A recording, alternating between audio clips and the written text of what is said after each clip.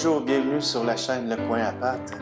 Mon nom est Patrick Côté, je suis prêtre catholique et là on a pris une série de capsules sur la Bible. Maintenant, aujourd'hui, je te parle de Saint Jean. Saint Jean, c'est le genou des apôtres. Saint Jean, c'est celui qui est le plus jeune, probablement 14-16 ans, au moment où Jésus l'interpelle. Jean, c'est le disciple que Jésus aimait.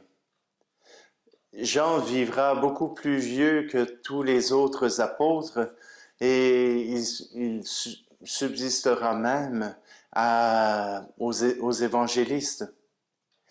Jean se retire sur l'île de Patmos en Grèce pour écrire son évangile.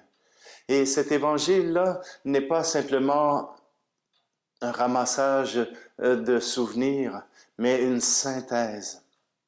Jean voit déjà les disciples qui sont victimes de persécutions, qui sont déjà victimes de maltraitance de la part de l'État, de la part des Juifs.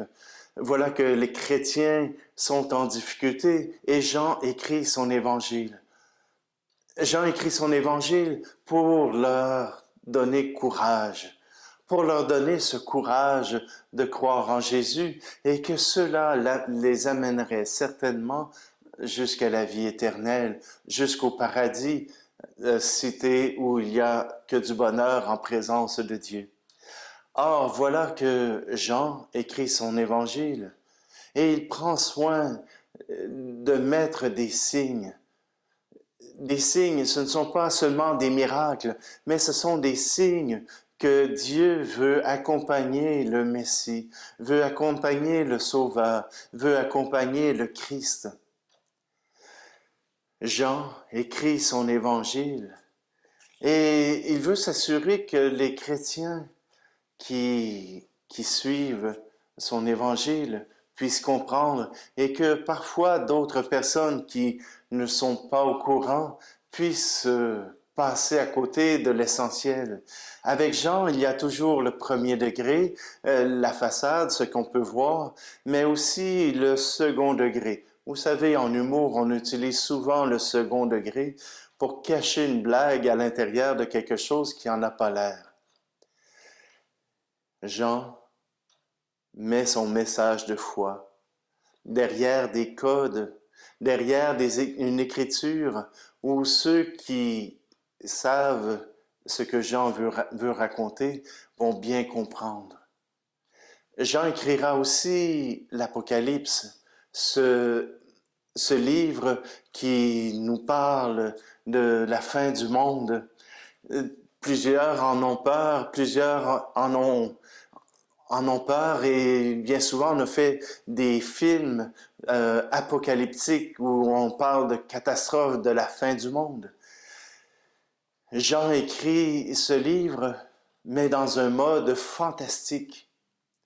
Jean écrit ce livre non pas pour dire comment les choses vont se passer, mais il parle d'un rêve.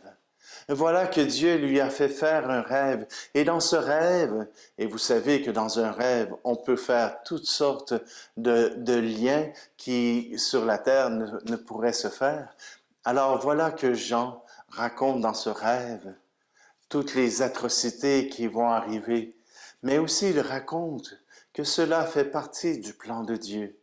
Cela fait partie de ce que Dieu veut faire avec la terre et qu'à la fin,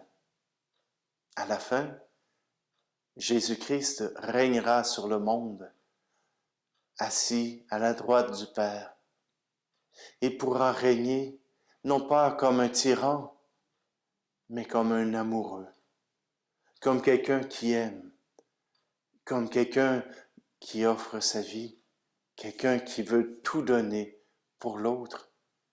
Voilà notre roi, voilà le Messie, voilà Jésus. Auprès du Père, il nous apporte l'espérance. Alors, Saint Jean est celui qui nous montre le chemin vers Dieu, dans, dans un décor fantasmagorique, dans un décor fantastique, mais le message est clair. Si tu suis Jésus-Christ, tu auras droit à la vie éternelle, tu auras droit au paradis. Alors, je te laisse là-dessus. On reviendra sur certains passages de Jean, sur certains passages des évangiles. Chose certaine, la parole de Dieu, elle s'adresse à nous, à chaque jour, aujourd'hui et pour toujours. Alors, si tu veux avoir d'autres nouvelles, si tu veux avoir d'autres renseignements sur la Bible, sur la foi chrétienne, reviens faire un tour. Le coin à pâte, c'est pour toi.